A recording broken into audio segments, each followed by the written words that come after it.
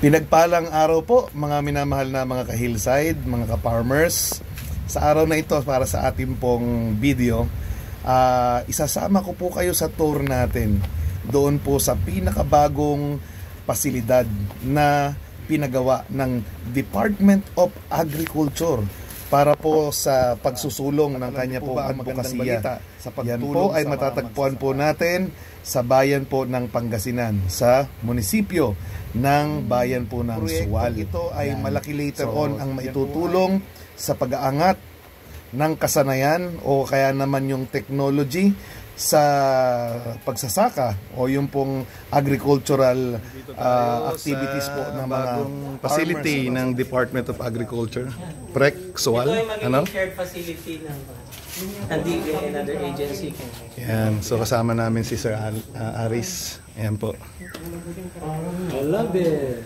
Ang mga taga-Dimsu. Ayan po. Of course, sa Department of Tourism, Pangasinan, Provincial. Ayan po sila. Nasa training kami ngayon. Kaya dito pumapasyal kami ngayon sa bagong DA na pasyalan nito na nagpapakita ng pagbibigay halaga sa agrikultura din.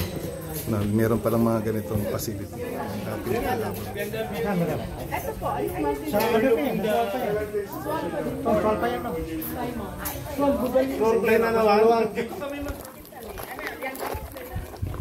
Santa Barbara. Aha. Kasi may garlic laboratory dun. Kasama rin nating mga iba-ibang stakeholder, farm owners, young farmers, leaders, yan sa buong Region 1. Kambingan. Yan, dito naman tayo pupunta sa goat. Natin makikita ibig sabihin yung mga gandang klase ng lahi ng kambing.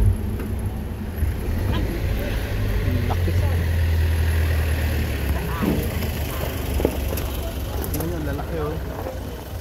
Ito yung gano'ng kalalaki. Mga pure breed na Anglo-Nubian. Oh. Tinanong ako ilang daang kilo yan. Kaya sulit na sulit. Produce po namin ng year 2020. Produce na to. Pero from pure breed. Mga Anglo na walang ano. Babae to babae.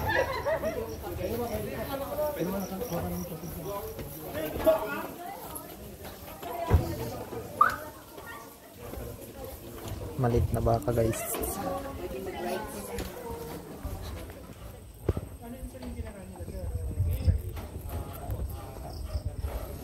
Ang laki oh. Parang baka na yung kambing. Ito yung saan yung breed nila. Pang pag-atas to. Yung facility nila para sa native pigs sa dulo. Siguro sa mga nabibili. Isa po yung chip ng station. Andito kami, pinasyal niya kami dito sa pinapagawang facility o nagawa ng mga facility. So sir, meron kayo mensahe sa mga farmer leaders para ma-encourage sila na may mga ganitong proyekto ang DA. Okay, so ito pong ating extension ng ating PREC Suwal dito sa Lot 1. Ito po ay may area na 149 hectares. Wow. Ang konsepto nito ay isang ATBI or Agri-Technology Business Incubation Hub po ito. So we call it Suwal Inno Hub. Yung mga technologies na aming ipoproduce and then mag-i-incubate tayo ng mga kung sinong interesadong individual or yan ay kooperatibo or association ay magiging welcome po dito. Parang dalawang major component nito, yung pong ating craft livestock integration and then yung ating bamboo agro-enterprise. So dito in-house yung mga yon.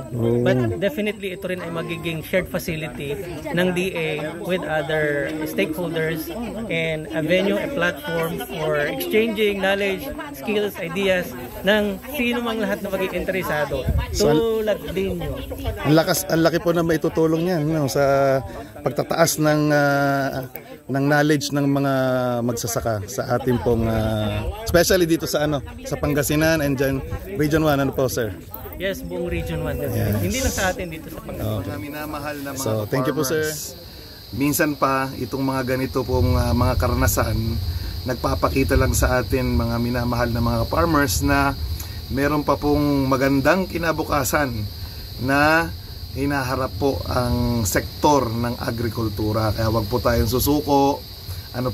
Keep on pursuing and continually doing our part sa ating pong bansa, lalong-lalo na sa pagtataguyod ng food sustainability sa ating bansa.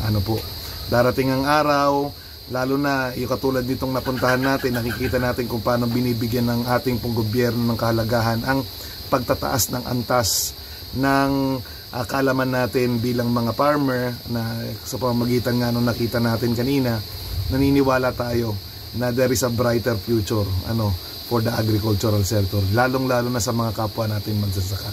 So, minsan pa po, ito po ang inyong magsasakang pastor na nagsasabi sa inyo saan man tayo magpunta. Tandaan po natin, pagkasama natin ng Panginoon, pagpapalain niya tayo. God bless po sa inyo. Ito po,